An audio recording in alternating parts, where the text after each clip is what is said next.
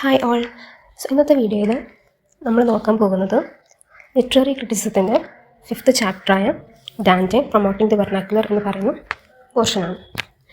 First of all ഡാൻറ്റെ അലിഗേരി ആരാണെന്ന് നമുക്ക് നോക്കാം. അദ്ദേഹം ഒരു ഫേമസ് ആയിട്ടുള്ള ഇറ്റാലിയൻ പോയറ്റായിരുന്നു. മിഡിൽ ഏജസിലായിരുന്നു അദ്ദേഹം ഉണ്ടായിരുന്നത്. അപ്പോൾ അദ്ദേഹത്തിൻ്റെ സമയത്ത് ഏറ്റവും കൂടുതൽ റൈറ്റിങ്സും ലിറ്ററേച്ചറും ഒക്കെ ചെയ്തുകൊണ്ടിരുന്നത് ലാറ്റിൻ ലാംഗ്വേജിലായിരുന്നു. എഡ്യൂക്കേറ്റഡ് ആയിട്ടുള്ള ആൾക്കാരായിരുന്നു കൂടുതലും ലാറ്റിൻ യൂസ് ചെയ്തിരുന്നത്. അതേസമയം ഓർഡിനറി ആയിട്ടുള്ള സാധാരണക്കാർ അവരുടെ ലോക്കൽ ലാംഗ്വേജസ് അല്ലെങ്കിൽ വെർനാക്കുലർ ലാംഗ്വേജസ് ആണ് യൂസ് ചെയ്തുകൊണ്ടിരുന്നത്. ഇവിടെ ഡാൻറ്റെ ബിലീവ് ചെയ്തിരുന്നത് പോയട്രി വെർനാക്കുലർ ലാംഗ്വേജസിലാണ് എഴുതേണ്ടത് എന്നുള്ളതാണ്. അതായത് കോമൺ പീപ്പിൾ സംസാരിക്കുന്ന ലാംഗ്വേജിലാണ് എഴുതേണ്ടത് എന്നാണ്. അദ്ദേഹത്തിൻ്റെ വർക്കായ ഡി വൾഗറി ഇലോക്വൻഷ്യ എന്ന് പറയുന്നതിൽ അദ്ദേഹം ആർഗ്യൂ ചെയ്യുന്നത് വെർനാക്കുലർ എന്ന് പറയുന്നത് ഗ്രേറ്റ് പോയട്രിക്ക് സ്യൂട്ടബിൾ ആയിട്ടുള്ള ലാംഗ്വേജ് ആണ് എന്നാണ്. ഇത്രയും കാര്യങ്ങൾ അദ്ദേഹത്തിനെ പറ്റി പറയാനുള്ളത്. ഇനി നമുക്ക് മെയിൻ പോയിൻറ്റ്സിലേക്ക് വരാം. ഫസ്റ്റ് നമ്മൾ നോക്കുന്നത് എന്തുകൊണ്ടാണ് ലാംഗ്വേജ് ഇമ്പോർട്ടൻ്റ് ആവുന്നത് എന്നുള്ളതാണ്. Why language is important. Dante പറയുന്നത് ഹ്യൂമൻ ബീയിങ്സ് ആനിമൽസിൽ നിന്നും അല്ലെങ്കിൽ മൃഗങ്ങളിൽ നിന്നും ഒരുപാട് വ്യത്യസ്തമാണ്. കാരണം നമുക്ക് സ്പീച്ചും റീസണും ഒക്കെ ഉണ്ട്. ലാംഗ്വേജ് നമ്മുടെ തോട്ട്സും കാര്യങ്ങളൊക്കെ മറ്റുള്ളവരോട് കമ്മ്യൂണിക്കേറ്റ് ചെയ്യാനായിട്ട് ഹെൽപ്പ് ചെയ്യുന്നുണ്ട്. അക്കോർഡിംഗ് ടു ഡാൻറ്റെ ലാംഗ്വേജിന് 2 പാർട്സാണുള്ളത്. അതിൽ ഒന്നാണ് സൗണ്ട് മീൻസ് നമ്മൾ എന്താണോ കേൾക്കുന്നത് അത്. പിന്നെ വരുന്നതാണ് meaning means the idea that our mind understands. ഈ സൗണ്ടിലൂടെ എന്ത് ഐഡിയ ആണ് നമ്മുടെ മനസ്സിലെ നമ്മുടെ മൈൻഡിന് മനസ്സിലായത് അതാണ് മീനിങ് എന്ന് പറയുന്നത്. ലാംഗ്വേജിന് സൗണ്ട് ആൻഡ് മീനിങ് എന്ന് പറയുന്ന 2 പാർട്സാണ് ഉള്ളത്. ലാംഗ്വേജ് എന്ന് പറയുന്നത് തോട്ട്സ് എക്സ്പ്രസ് ചെയ്യാനായിട്ടുള്ള ഒരു ഇൻസ്ട്രുമെൻ്റാണ്. നെക്സ്റ്റ് പറയുന്നത് വെർനാക്കുലർ വേഴ്സസ് ഗ്രാമർ.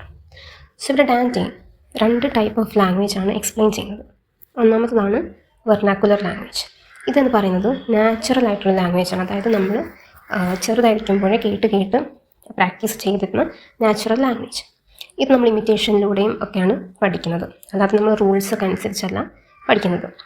ഇത് നമ്മൾ ഡെയിലി ലൈഫിൽ എല്ലാവരോടും സംസാരിക്കുന്ന ഭാഷയാണ്, കോമൺ പീപ്പിളുടെ ലാംഗ്വേജാണ്. ഇതാണ് വെർനാക്കുലർ എന്ന് പറയുന്നത്. പിന്നെ വരുന്നതാണ് ഗ്രാമർ അല്ലെങ്കിൽ ഇവിടെ ലാറ്റിൻ എന്നാണ് പറയുന്നത്. ഗ്രാമർ എന്ന് പറയുന്നത് സെക്കൻഡറി അല്ലെങ്കിൽ ആർട്ടിഫിഷ്യൽ ലാംഗ്വേജ് എന്നാണ് ഡാൻറ്റെ പറഞ്ഞത്. അതായത് ഇത് റൂൾസിലൂടെയും പഠനങ്ങളിലൂടെയും ഒക്കെയാണ് നമ്മൾ പഠിക്കുന്നത് അല്ലെങ്കിൽ പഠിക്കാൻ സാധിക്കുന്നത്. ഇത് ശരിക്കും എഡ്യൂക്കേറ്റഡ് ആയിട്ടുള്ള ആൾക്കാർക്ക് മാത്രമേ അറിയുന്നുണ്ടാവുള്ളൂ. ഡാൻറ്റെ ബിലീവ് ചെയ്യുന്നത് വെർനാക്കുലർ ലാംഗ്വേജ് എന്ന് പറയുന്നത് വളരെ നാച്ചുറലുമാണ്, അതുപോലെ തന്നെ യൂണിവേഴ്സലുമാണ്. എല്ലാവർക്കും മനസ്സിലാവുന്ന ഭാഷയാണ് വെർനാക്കുലർ എന്ന് പറയുന്നത്. പക്ഷേ ഗ്രാമർ അല്ലെങ്കിൽ ലാറ്റിൻ എന്ന് പറയുന്നത് ആ സമയത്ത് എഡ്യൂക്കേറ്റഡ് ആയിട്ടുള്ള ആൾക്കാർക്ക് മാത്രമേ മനസ്സിലാവുകയുള്ളൂ. ഇനി വൈ ഗ്രാമർ വാസ് ക്രിയേറ്റഡ്, എന്തുകൊണ്ടാണ് ഗ്രാമർ സൃഷ്ടിക്കപ്പെട്ടത്? ഡാൻറ്റെ പറയുന്നത് ഗ്രാമർ ഇൻവെൻറ്റഡ് ആവാനായിട്ടുള്ള 2 റീസൺസാണ്. അതിലൊന്നാണ് ടു സ്റ്റെബിലൈസ് ലാംഗ്വേജ്. അതായത് സ്പോക്കൺ ലാംഗ്വേജസ് ഓരോ ടൈമിനനുസരിച്ച് ഇങ്ങനെ ചേഞ്ച് ആയിക്കൊണ്ടിരിക്കും അല്ലെങ്കിൽ പ്ലേസിനനുസരിച്ച് മാറിക്കൊണ്ടിരിക്കും.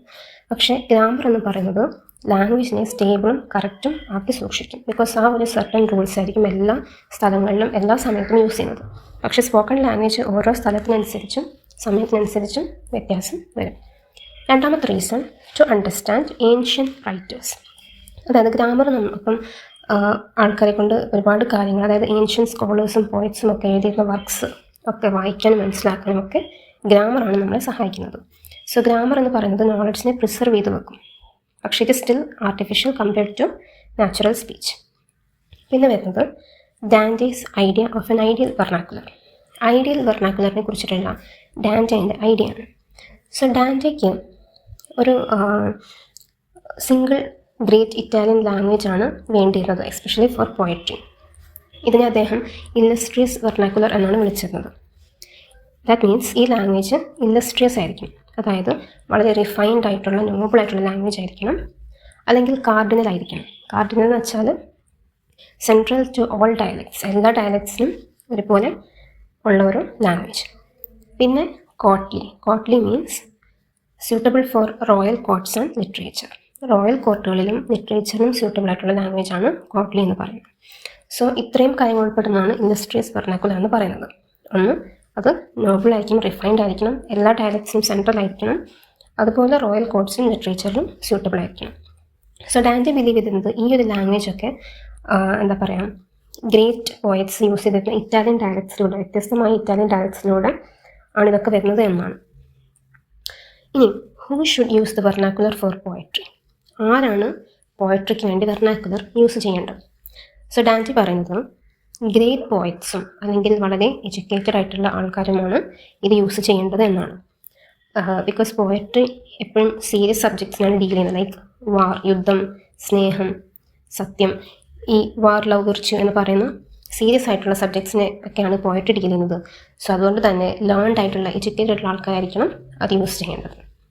ഇനി ഇതിലെ ഏറ്റവും ഈ ഒരു പാർട്ടിലെ ഏറ്റവും ഇൻട്രസ്റ്റിംഗ് ആയിട്ടുള്ള ഒരു ഐറണിക്കൽ ആയിട്ടുള്ള ഒരു കാര്യം എന്ന് വെച്ചാൽ, ഈ ഡാൻറ്റയുടെ തിയറിയിലെ ഏറ്റവും വലിയ ഐറണിയാണ് ഇതിൽ പറയുന്നത്. ഇത് കുറച്ച് ഇമ്പോർട്ടൻ്റ് ആണ്. അദ്ദേഹം വെർനാക്കുലർ ലാംഗ്വേജാണ് അദ്ദേഹത്തിൻ്റെ വർക്കായ ഡി വൾഗറി ഇലോക്വൻഷ്യയിലൂടെ പ്രൊമോട്ട് ചെയ്തത്. പക്ഷേ ഈ വർക്ക് തന്നെ എഴുതിയിരിക്കുന്നത് ലാറ്റിനിലാണ്. സോ ലേറ്റർ ഡാൻറ്റെ പ്രൂവ് ചെയ്തു ദ ഡിവൈൻ കോമഡി എന്ന് പറയുന്ന അദ്ദേഹത്തിൻ്റെ വർക്കിലൂടെ, ഫേമസ് ആയിട്ടുള്ള വർക്കിലൂടെ അദ്ദേഹം പ്രൂവ് ചെയ്തത് അദ്ദേഹത്തിൻ്റെ ഐഡിയാസാണ്. അത് പിന്നീട് അദ്ദേഹം ഇറ്റാലിയൻ വെർനാക്കുലറിൽ എഴുതുകയുണ്ടായി. സോ ഇതൊക്കെ അദ്ദേഹം ഈ ഒരു വർക്കിലൂടെയാണ് പ്രൂവ് ചെയ്തത്. ഇനി ഇമ്പോർട്ടൻസ് ഓഫ് ഡാൻറ്റേസ് ഐഡിയ. ഇനി ഡാൻറ്റയുടെ ഐഡിയയുടെ ഒരു പ്രാധാന്യം എന്താണെന്ന് നോക്കാം. Dante's ideas were very important because അദ്ദേഹം വെർനാക്കുലർ ലാംഗ്വേജിനെ ലിറ്ററേച്ചറിൽ ഒരുപാട് സപ്പോർട്ട് ചെയ്തു. കാരണം അതെല്ലാ ആൾക്കാർക്കും ഒരുപോലെ മനസ്സിലാക്കാനും വായിക്കാനും സഹായിക്കും. അതുപോലെ തന്നെ അദ്ദേഹം ഇറ്റാലിയൻ എന്ന് പറഞ്ഞ ലാംഗ്വേജിനെ ഒരു ലിറ്റററി ലാംഗ്വേജ് ആക്കി ഡെവലപ്പ് ചെയ്യാനായിട്ട് ഹെൽപ്പ് ചെയ്തു. ലാസ്റ്റ് വൺ റിനൈസൻസ് എഴുതുന്നത്. സോ അദ്ദേഹത്തിൻ്റെ ഈ ഒരു ഐഡിയാസ് റിനൈസൻസ് റൈറ്റേഴ്സിനെ ഒരുപാട് നല്ല രീതിയിൽ ഇൻഫ്ലുവൻസ് ചെയ്തിട്ടുണ്ട്. സോ ഡാൻറ്റെ ഉള്ളതുകൊണ്ട് മാത്രമാണ് ലിറ്ററേച്ചർ നിന്നും ലാറ്റിൻ എന്ന് പറയുന്ന ഈ ഒരു ലാംഗ്വേജിൽ നിന്നും ലോക്കൽ ലാംഗ്വേജസിലേക്ക് മൂവ് ചെയ്തുകൊണ്ടിരുന്നത്. സോ ഇത്രയും കാര്യങ്ങളാണ് ഈ ഒരു പോർഷനിൽ മെയിനായിട്ട് വളരെ ഇമ്പോർട്ടൻ്റ് ആയിട്ട് പറയുന്നത്. സോ കൺക്ലൂഷനായിട്ട് നമുക്ക് പറയാനാണെങ്കിൽ ഡാൻറ്റെ ബിലീവ് ചെയ്തിരുന്നത് പോയട്രി എന്ന് പറയുന്നത് സ്കോളേഴ്സ് അല്ലെങ്കിൽ ലാറ്റിൻ അറിയാവുന്ന ആൾക്കാർക്ക് മാത്രമല്ല ബിലോങ് ചെയ്യുന്നത്, പകരം എല്ലാ ആൾക്കാർക്കും അറിയാവുന്ന ഒരു ഭാഷയും ഇത് ഇൻഫ്ലുവൻസ് ചെയ്യുന്നുണ്ട്.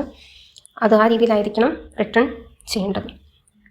സോ ലാറ്റിനിൽ മാത്രം എഴുതി എല്ലാവർക്കും അത് മനസ്സിലാവണമെന്നില്ല.